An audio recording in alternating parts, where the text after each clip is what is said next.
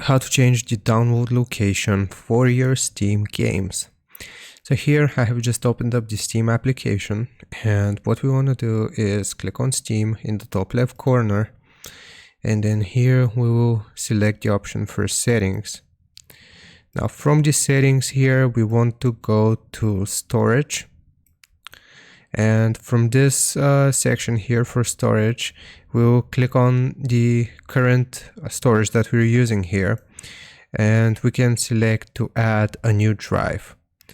Now here you will be able to add a new Steam library folder here, so depending on how many drives you can choose from here, or we can select this option to let me choose another location here.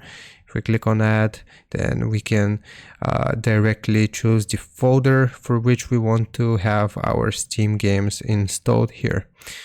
So that's how you do it. I hope this helps you out. Leave a like and sub, and I'll see you next time.